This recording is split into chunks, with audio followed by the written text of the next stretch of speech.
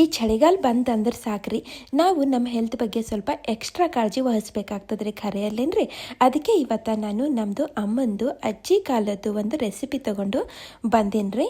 ನಾವು ಇದಕ್ಕೆ ಎಚ್ಚ ಅಂತ ಕರಿತೇವ್ರಿ. ನೀವು ಮಾಡ್ತೀರಂತಂದ್ರೆ ಇದಕ್ಕೆ ನೀವೇನಂತ ಕರಿತೀರಂತ ನಂಗೆ ಕಾಮೆಂಟ್ ಮಾಡಿ ಹೇಳೋದು ಮರಿಬೇಡ್ರಿ. ಈ ಎಚ್ಚ ಮಾಡ್ಲಕ್ಕ ನಾ ಇಲ್ಲಿ ಒಂದಿಸು ಒಣ ಕೊಬ್ಬರಿ ತೊಗೊಂಡಿನಿ ರೀ. ಇವಕ್ಕೆ ನಾನು 1 ತಾಸು ಬಿಸಿಲಾಗಿಟ್ಟು ತಂದೀನಿ ರೀ. ಹಾಗೆ ಮಾಡಿದ್ರೂ ಏನಾಗಲ್ಲ, ಸ್ವಲ್ಪ ಬಿಸಿಲಾಗಿಟ್ಟು ತಂದೀನಿ ರೀ. ಈಗ ನಾ ಇಲ್ಲಿ ತುರಿಲತ್ತೀನಿ ರೀ. ಆದರೆ ತುರಿಯೋದಂತೂ ಭಾಳ ಕಷ್ಟ ಅದ ರೀ. ನಿಮ್ಮ ಕೈಲಿ ಆಗ್ತದಂತಂದ್ರೆ ತುರಿದೇ ಮಾಡಿರಿ, ಭಾಳ ಚಲೋ ಆಗ್ತದೆ. ಆದರೆ ನಾ ಏನು ಮಾಡ್ತೀನಪ್ಪ ಅಂತಂದ್ರೆ ನಾನು ತುರಿಲಕ್ಕೆ ಹೋಗಲ್ರಿ, ಕ್ವಾಂಟಿಟಿ ಜಾಸ್ತಿ ಅದಲ್ರಿ. ಹೀಗಾಗಿ ನಾ ಏನು ಮಾಡ್ತೀನಪ್ಪ ಅಂತಂದ್ರೆ ಇವಕ್ಕೆ ಹಿಂಗೆ ಪೀಸಸ್ನಾಗ ಕಟ್ ಮಾಡ್ಕೋತೀನಂತ್ರಿ.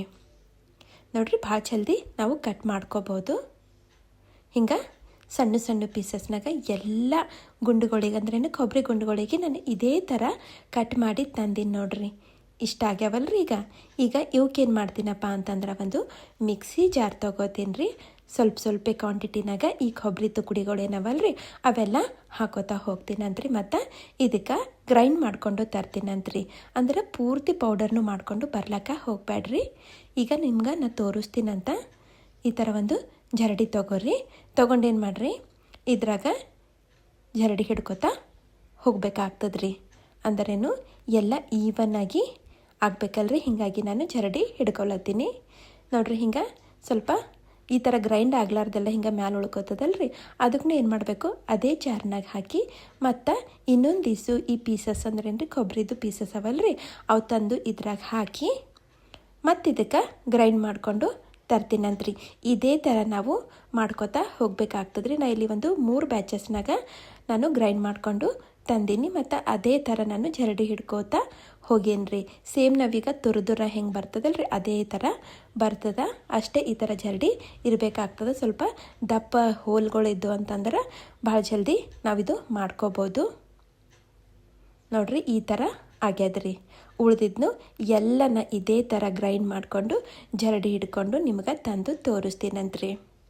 ನೋಡ್ರಿ, ಇಷ್ಟು ಕ್ವಾಂಟಿಟಿನಾಗ ನಮ್ಮದು ಕೊಬ್ಬರಿ ಇಲ್ಲಿ ರೆಡಿ ಆಗ್ಯದ್ರಿ. ಒಂದು 5 ದೊಡ್ಡ ಬಟ್ಟಲು ಇರ್ಬೋದು ರೀ. ಅದ್ರಾಗ ಏನು ಮಾಡ್ತೀನಿ ರೀ ಅಂತಂದ್ರೆ ಅದರ ಅರ್ಧ ನಾ ಇಲ್ಲಿ ಬೆಲ್ಲದ ಪುಡಿ ಸೇರಿಸ್ಲತ್ತೀನಿ.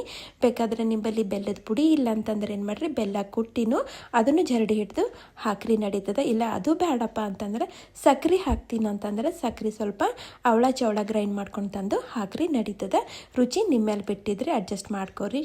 ಈಗ ಒಂದು ಮಿಕ್ಸಿ ಜಾರ್ನಾಗ 1 ಬಟ್ಟಲು ನಾ ಇಲ್ಲೇನು ಮಾಡೀನಿ ರೀ, ಬಾದಾಮಿ ಬೀಜ ತೊಗೊಂಡೀನಿ ರೀ. ಹಾಗೆ ಗೋಡಂಬಿನೂ ತೊಗೊಂಡಿನಿ. ಮತ್ತಿಲ್ಲಿ ಏನಿವು ಇರ್ತಾವಲ್ರಿ ಕರ್ಬೂಜ ಬೀಜ ಮತ್ತು ಕುಂಬಳಕಾಯಿ ಬೀಜ. ಮತ್ತು ಈಗ ಇದ್ರಾಗ ಏನು ಮಾಡ್ತೀನಿ ಅಂತಂದ್ರೆ ಒಂದಿಷ್ಟು ಗಸಗಸಿ ಸ್ವಲ್ಪ ಹುರಿದು ಸೇರಿಸ್ಲತ್ತೀನಿ ರೀ. ಈಗ ಇವಕ್ಕೆಲ್ಲ ಚಲೋ ಪುಡಿ ಮಾಡಿಕೊಂಡು ತರ್ತೀನಂತ ನೋಡ್ರಿ. ಇದಕ್ಕೇನು ಜರಡಿ ಹಿಡೋದು ಬೇಕಾಗಲ್ರಿ, ಚಲೋ ಪೌಡರ್ ಆಗ್ಯದ. ಹಿಂಗಾಗಿ ಏನು ಮಾಡ್ತೀನಿ, ನಾನು ಡೈರೆಕ್ಟಾಗಿನೇ ಇದ್ರಾಗ ಹಾಕ್ಬಿಡ್ತೀನಂತ. ಇದು ಹಾಕಿದ್ಮೇಲೆ ಈಗ ಇದ್ರಾಗ ಇನ್ನೊಂದಿಷ್ಟು ಇಂಗ್ರೀಡಿಯೆಂಟ್ಸು ಸೇರಿಸ್ಬೇಕಾಗ್ತದೆ. ಈಗ ನೋಡ್ರಿ, ನಾ ಇಲ್ಲಿ ಏನು ಮಾಡೀನಿ ರೀ, ಈ ಒಣ ಖರ್ಜೂರು ತೊಗೊಂಡೀನಿ ರೀ. ಈಗ ಇವಕ್ಕೆ ಸ್ವಲ್ಪ ತೊಳೆದು ಸ್ವಲ್ಪ ಒಣಗಿಸಿ ಏನು ಮಾಡ್ಬೇಕ್ರಿ, ಈ ಥರ ಬೀಜ ಎಲ್ಲ ತೆಗೆದು ಬೇಕಾದ್ರೆ ಕುಟ್ಟಿನೂ ನೀವು ಹಾಕ್ಬೋದು. ಆದರೆ ನಾ ಹಾಗೆ ಬೀಜ ತೆಗೆದು ಈ ಜಾರ್ನಾಗ ಹಾಕ್ಲತ್ತೀನಿ ರೀ. ಅದಕ್ಕೂ ಈ ಥರ ನಾನು ಚಲೋ ಪುಡಿ ಮಾಡಿಕೊಂಡು ತಂದೀನಿ ರೀ. ಇದನ್ನು ಇದ್ರಾಗ ಹಾಕ್ಬಿಡ್ತೀನಂತ. ಇನ್ನು ಪುಡಿ ಬೇಕಂದ್ರೆ ಇನ್ನು ಜಾಸ್ತಿ ಪುಡಿ ಮಾಡ್ಕೊರಿ. ಮತ್ತು ಇಲ್ಲಿ ನೋಡ್ರಿ, 1-2 ಚಮಚ ಅಂಟು ತೊಗೊಂಡೀನಿ ರೀ ನಾನು. ಬೇಕಾದರೆ ಇದಕ್ಕೆ ತುಪ್ಪದಾಗ ಹುರಿದು ನೀವು ಹಾಕ್ಬೋದು. ಆದರೆ ನಾನು ಡೈರೆಕ್ಟಾಗಿಯೇ ಹಾಕ್ಲತ್ತೀನಿ ರೀ. ಡೈರೆಕ್ಟಾಗಿ ಹಾಕೋದ್ರಲ್ಲಿಂದಂತೂ ಭಾಳ ಹೆಲ್ತ್ ಬೆನಿಫಿಟ್ಸ್ ಅವ ರೀ ಇದರ್ಲಿಂದ. ಮತ್ತು ಈಗ ಇದ್ರಾಗ ಒಂದಿಷ್ಟು ಇಲೈಚಿ ಪುಡಿ ಸೇರಿಸ್ಲತ್ತೀನಿ ರೀ. ಒಂದು 6-7 ಇಲೈಚಿ ಸ್ವಲ್ಪ ಸಕ್ಕರೆ ಹಾಕಿ ಕುಟ್ಟಿ ಪುಡಿ ಮಾಡಿ ಹಾಕೀನಿ ರೀ. ಮುಗೀತ್ರಿ, ಎಲ್ಲ ಇಂಗ್ರೀಡಿಯೆಂಟ್ಸು ಸೇರ್ಸೋದಾಗ್ಯದ್ರಿ. ಈಗ ಇದಕ್ಕೆ ಚಂದ ನಾವು ಮಿಕ್ಸ್ ಮಾಡ್ಕೋಬೇಕಾಗ್ತದೆ.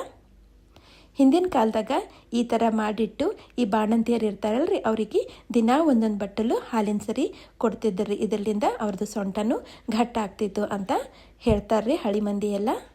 ಆದರೆ ಇದು ಯಾರು ಬೇಕಾದ್ರೂ ತಿನ್ಬೋದ್ರಿ. ಸಣ್ಣ ಮಕ್ಕಳು ಹಿಡಿದು ದೊಡ್ಡವ್ರ ತನಕ ಯಾರು ಬೇಕಾದ್ರೂ ತಿನ್ಬೋದ್ರಿ. ಏನಿಲ್ಲರಿ, ಹಿಂಗೆ ಒಂದು ಬಟ್ಟಲ್ನಾಗ ಹಾಕ್ಕೊಂಡು ಇದ್ರಾಗ 1-2 ಚಮಚ ತುಪ್ಪ ಹಾಕೋಬೇಕಾಗ್ತದೆ ರೀ. ಬೇಕಾದ್ರೆ ಸ್ವಲ್ಪ ಹಾಲು ಹಾಕೊಂಡು ತಿನ್ಬೋದು ರೀ. ಹೆಂಗೆ ತಿಂದ್ರಿ ಏನ್ರಿ ಭಾಳ ಅಂದ್ರೆ ಭಾಳ ಚಲೋ ಟೇಸ್ಟ್ ಬರ್ತದೆ ರೀ. ನೀವು 15 ದಿವಸ ಯಾಕ್ರಿ ತಿಂಗಳ ತನಕ ಇದಕ್ಕೆ ಒಂದು ಡಬ್ಬ್ಯಾಗ ಹಾಕಿ ಸ್ಟೋರ್ ಮಾಡಿ ಇಡ್ಬೋದು ರೀ. ಯಾವಾಗ ಬೇಕಾದಾಗ ಅವಾಗ ಹಿಂಗೆ ಬಟ್ಲಾಗ ತೊಗೊಂಡು ತಿಂದ್ರೆ ಆಯ್ತು ರೀ. ಹಾಗಾದ್ರೆ ಇವತ್ತಿಂದು ರೆಸಿಪಿ ನಿಮಗೆಲ್ಲ ಇಷ್ಟ ಆಗ್ಯದಂತ ಅನ್ಕೋತೀನಿ ರೀ. ಇಷ್ಟ ಆಗಿತ್ತಂದ್ರೆ ವಿಡಿಯೋಗೆ ಲೈಕ್ ಶೇರ್ ಮತ್ತು ಕಾಮೆಂಟ್ ಮಾಡಿರಿ. ಹಾಗೆ ಯಾರು ಸಬ್ಸ್ಕ್ರೈಬ್ ಮಾಡ್ಕೊಂಡಿಲ್ಲ ಅಂದರೆ ಸಬ್ಸ್ಕ್ರೈಬ್ ಮಾಡ್ಕೊರಿ. Thank you.